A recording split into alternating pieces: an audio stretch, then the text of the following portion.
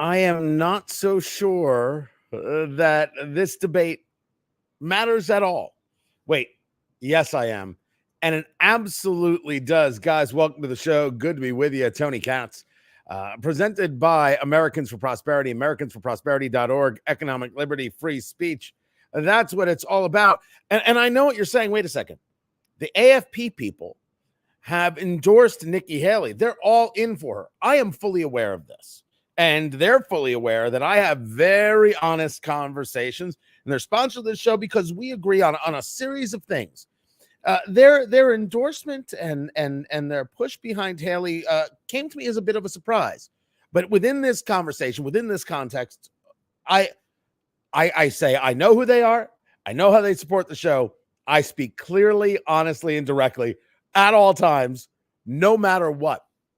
The debate does matter tonight. So much so, I pulled out one of my favorites. Where's the label? I took it off. This is a Plasencia. Look at that right there. It's the 151, which is a Honduran Puro. The 151, I think, is just spectacular. And Plasencia makes some of the best cigars in America, in the world right now. They make brilliant stuff. We know Chris Christie dropped out, and we'll get into that.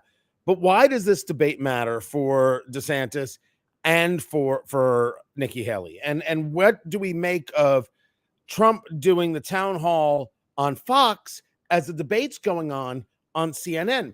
For people who are not as connected to the political scene as you and I, for people who are on the political left, they don't understand how horrifying it is when we see these types of debates happen on outlets that are outwardly, proactively hostile.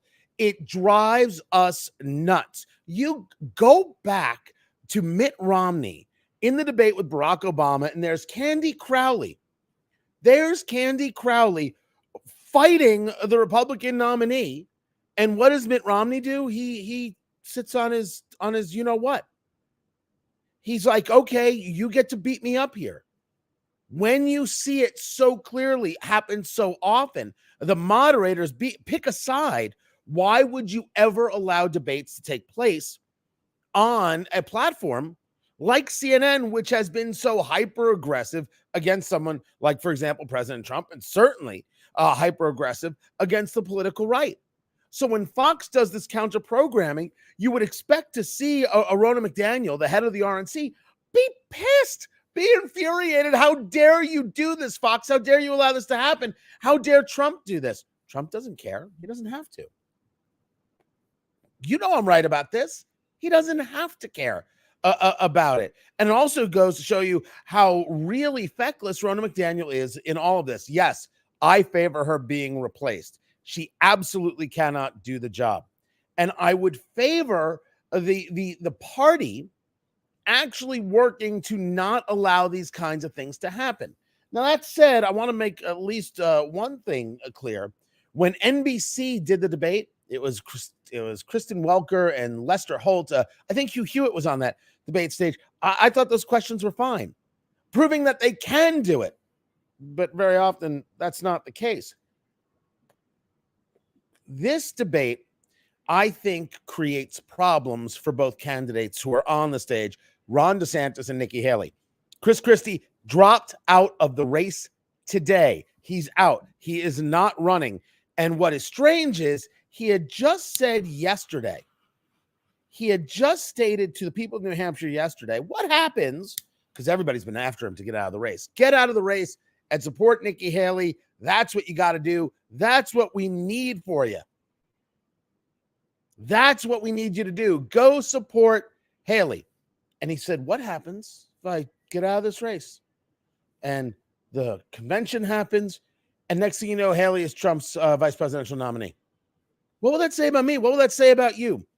I'd actually stated on radio that for him, it was clearly his best defining moment for the thing he was trying to do in this race, which was to say, I am the opposite of Trump. I'm the trustworthy guy, and you should come along with me. It didn't connect, of course, because what he was the angry guy about Trump, and that isn't going to connect with anybody. Anger does not win you things.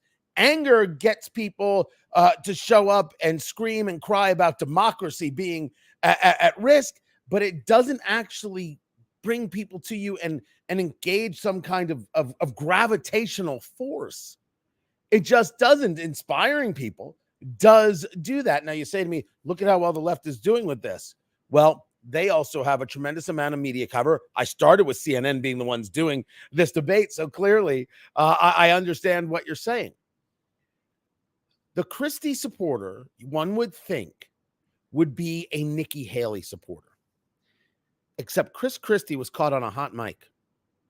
And on the hot mic, he stated that Nikki Haley isn't up for this, that Nikki Haley isn't ready for this, that Nikki Haley, and this was the money quote, is going to get smoked. Oh, dang. Well, that puts an end to the idea that, well, at least it should. I mean, politics is a weird thing, that he would be out there supporting her. Will he support Ron DeSantis? I have absolutely, positively no idea. But right now, those supporters have to go somewhere. It was a small part of Iowa. It was a much larger part of New Hampshire. It's the only place that he did well by in any means in terms of polling. But tonight is about Iowa. And in this conversation about Iowa, Nikki Haley just has to place. Ron DeSantis has to be the one in the fight. One of the weirdest arguments that I have heard made, so strange, is people saying, the people who've said Ron DeSantis hasn't campaigned, well, they're Trump supporters, and they're just saying that to try and spin the situation. That's nonsense. Ron DeSantis has not run a good campaign, not from the start.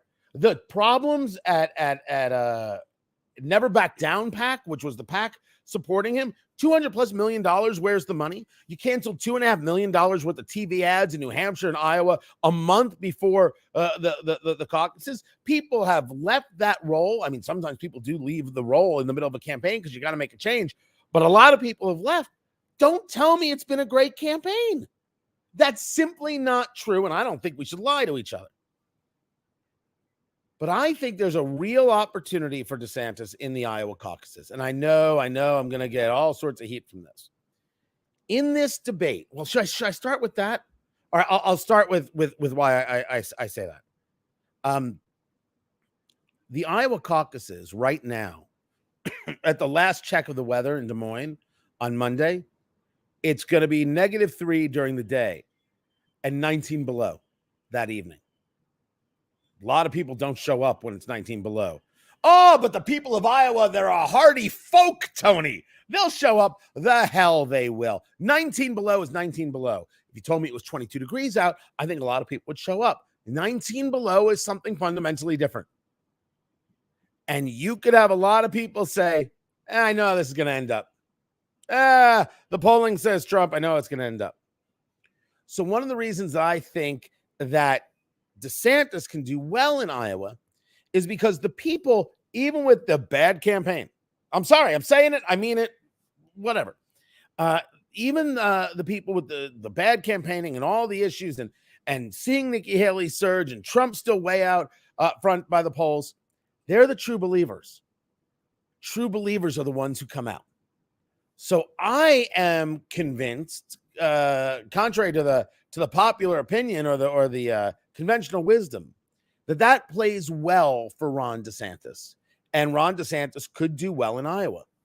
But this debate is going to really shape that, give these people the reason to be the true believers that they've been, to not dissuade them from their task on a super cold night.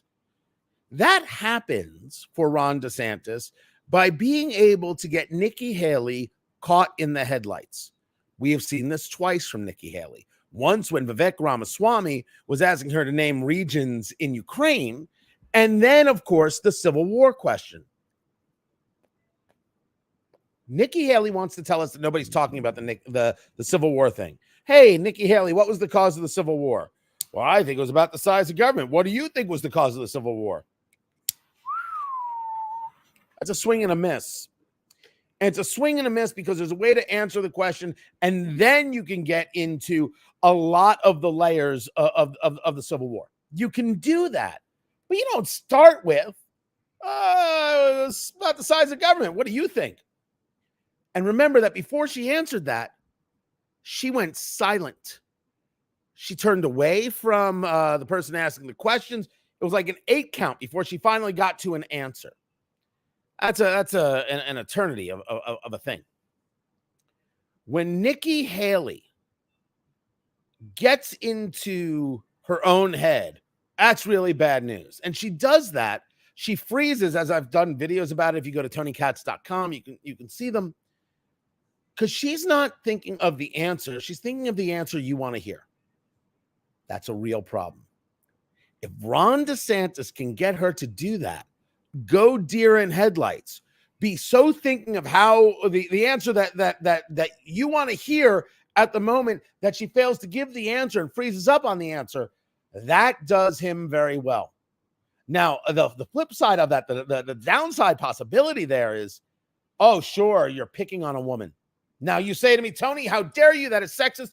I'm telling you how America looks at it. Don't get angry with me for noticing these things. You can get hit for that and hit hard for that. So I would say DeSantis has really 2 opportunities to make that happen. 2 opportunities to make that work. If he goes to the well too often, he damages himself. The other thing he can do and needs to do is remind people that he's got the good policies and he's enacted them and he's got the success. What are we talking about here? You don't just need Trump to have success when it comes to policy. Here's what I said I'd do. Here's what I did. Here's how they attacked me and my family. Here's how I kept going. Imagine getting good policy and half the baggage of Donald Trump. That's how I think he has to put it. For Nikki Haley, your performance, your presentation isn't about Iowa at all, which is a super strange thing to say. It is about South Carolina. You need the New Hampshire hit to a second place or a possible first place because she's within 7 points of Trump in New Hampshire.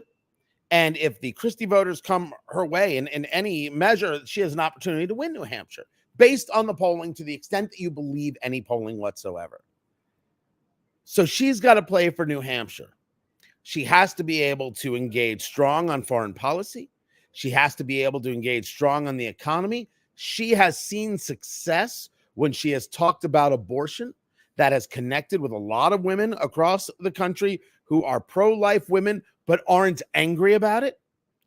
She has got these opportunities for sure.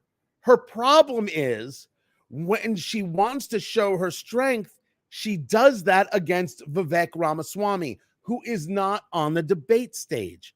She has lost her greatest foil. It is Ramaswamy and those attacks that have given her her biggest moments and her biggest opportunities to show that she can fight. And that is what has gotten people at least paying attention, and then they listened to a fair amount of her words. So she has to be playing for that. She has to be reaching for South Carolina. Her problem is exactly what I said about DeSantis, exactly what I said about Vivek Ramaswamy, and her own record where she has these real moments of saying something and then having to come out and say, well, I really meant. And I think that's going to come from the moderators in great, great measure. How much or how often do DeSantis and Haley go after Trump? I would say a fair amount. I think they would be better if they were discussing Biden, but I don't think they can avoid the elephant in the room. Now, to that end, here's Tracy. Keep pumping for all but Trump, Tony. You will be wrong. Talk. Allow me to be clear, Tracy. If Trump's the nominee, I'll vote for him. And if DeSantis is the nominee, I'll vote for him. And if Haley is the nominee, I'll vote for her. What else is there to say? Will you do the same? Would you say the same? If DeSantis was the nominee, Tracy, Would you vote for him? And if not, can I ask what it is that you're providing here? What is the objective? For me, the objective is an end of progressive policies that clearly do us damage financially. They do us damage socially. They fail the soul, and they have to be destroyed. Remember, the most important subject in America, the biggest story in America is what? The southern border. And I would expect both DeSantis and Haley to be very front and center on that subject. And that is a subject where you go after Biden. You don't necessarily go after Trump, although you can say he didn't finish the wall. You can do those kinds of things. I don't know how much China talk there's going to be within tonight's conversation. China is, again, a good conversation. Being CNN is the moderator, I would expect there's going to be a fair amount of abortion conversation. You have to be rock solid on a conversation of being pro-life. You have to be rock solid on it. You also have to push back against when they start talking about you banning books or a series of things like that, which of course never happened in Florida. When they use the term "don't say gay" bill, you get to drink. Because, of course, it was never a don't say gay bill. It was a parental rights bill. And very often these progressives, when I say very often, I mean all the damn time, they don't believe in the rights of parents at all. They don't believe in their rights. They don't think that the parents should have a say. It's an obscenity. And I love it when parents fight back and push back when they show up to the board meeting. I think you should do it respectfully. And what I think respectfully is don't get into a fight. But if you want to get loud, if you want to stand up, if you're not going to listen to them shut you down, good on you. They work for you. And if they don't want the job, there's always a job at Dairy Queen. I'm not mocking Dairy Queen, by the way. I could eat a Blizzard right now. As for American greatness right there, what am I smoking? This is the Plasencia 151, the Coseca. So this is a Honduran Puro. The wrapper, the binder, and the filler are all Honduran. And I think this cigar was one of my top three for a cigar of the year. You know, I do a cigar and bourbon show called Eat, Drink, Smoke, eatdrinksmokeshow.com. And this cigar is an absolute knockout. The debate does matter. But Nikki Haley has a clear advantage. Nikki Haley is in the polling doing very, very well. Nikki Haley has opportunities. For Ron DeSantis, he needs to outperform in Iowa, to skip New Hampshire, to be able to have some kind of showing in South Carolina to get him to Super Tuesday. Because if he doesn't have the showing in Iowa, I don't know how the money doesn't just dry right up. Gone. All right, Ron, we've tried this. It didn't work. Okay, all right, we got to go. Nikki, how are you? They're going to get on the phone and talk to Nikki. That's the way I see it. Does the debate matter? Yeah, it does. As for Trump on Fox, the reason I'm not watching it is I know exactly what he's going to say. I know exactly how it's going to go down. And so do you. Got to light that up. You know exactly how that's going to happen. You know what he's going to say about Hunter Biden. You know what he's going to say about the indictments. And by the way, we should be clear, the indictments are madness. This story about Fannie Willis, the DA in Fulton County, and this hiring a lover and paying him over $600,000 and expensing things. Oh, it's a brutal story. Investigation needed.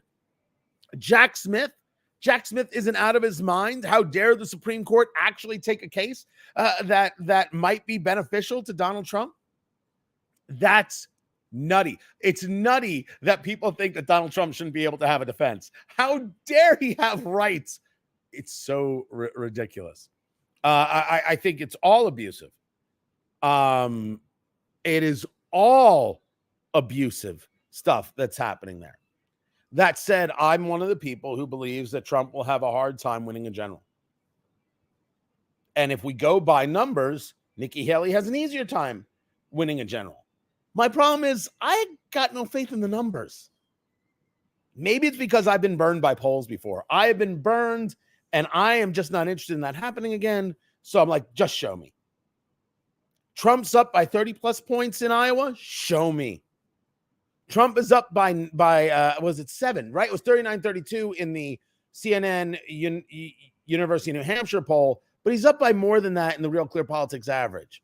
Right? Let's say he's up by, let's call it 20. If he's up by 20, show me New Hampshire that he's up by 20. I just want to see it. Then I'll know what to do. Then I'll understand. But everybody is just guessing left and right and trying to just support their guy left and right. Show me the data.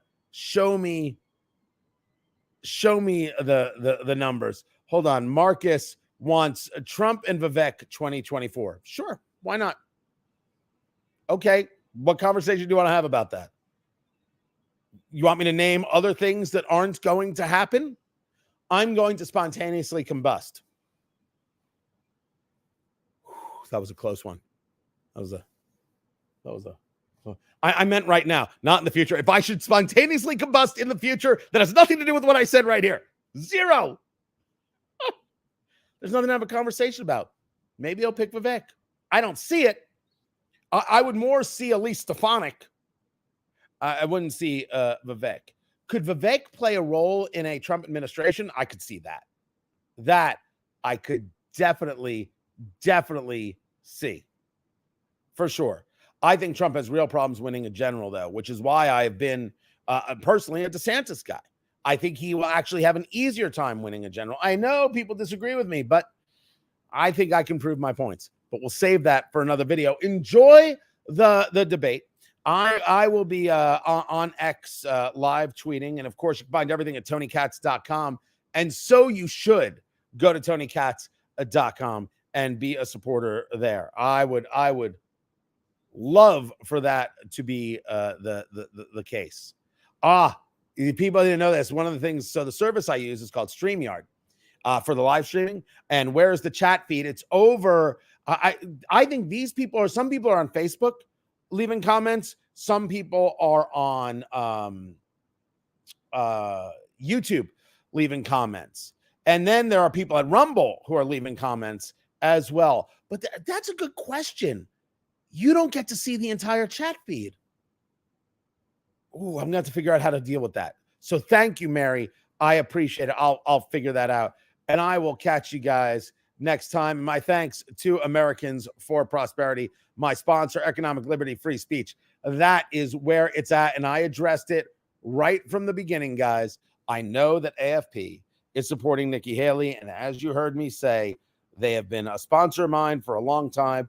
I only hope it remains. We agree on a whole bunch of issues.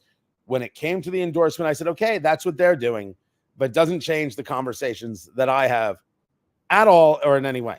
It can't, because if you let somebody change your conversation, well, then that's a problem. And no, Marcus, I'm not negative. There's just nothing to say. Maybe he'll pick Vivek Ramaswamy. I don't think he will. I think he would more likely pick someone like Elise Stefanik, someone like Kristi Noem. That's what I think. But we'll find out. First, he's got to get the nomination. Guys, I will catch you next time. I appreciate you being here. Be good. Take care.